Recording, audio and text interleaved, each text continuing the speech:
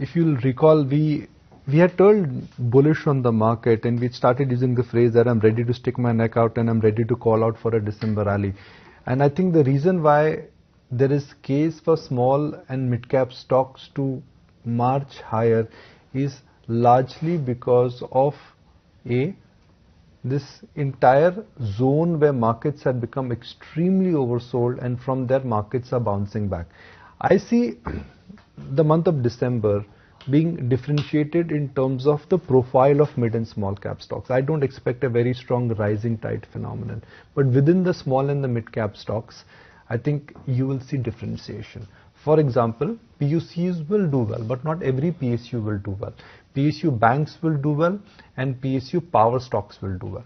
Similarly, large caps will do well, but within that, I think banks, both PSU large banks and private large banks, I think they are the ones which could do well.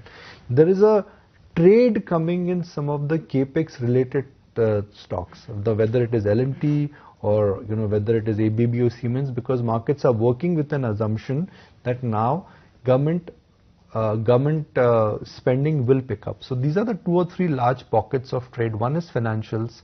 Second is government capex related themes.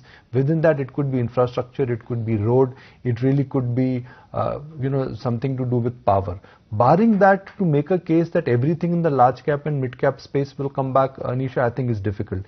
See, there was a tactical trade in the market 10 days ago, which is that oversold stocks have neutralized. They've reached neutral territory. Then there is a second trade in the market where what is the theme in the run up to the budget? Government will spend more. So capex, cement, we've seen evidence of that. That seems to be making a comeback.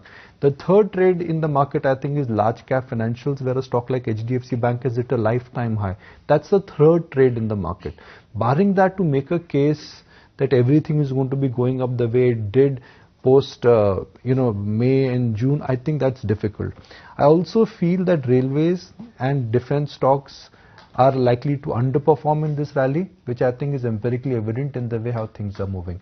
Auto is very difficult to make a case that why should they outperform in this rally looking at the dispatch numbers. Similarly, it's a very difficult case to make that why should FMCG stocks outperform in this rally. So not everything in the market is great, not everything in the market is bad, but I think it's now time, we are going through that phase of the market where the oversold conditions have neutralized, and it's time to be very, very choosy in terms of what you want to buy and where you want to chase momentum.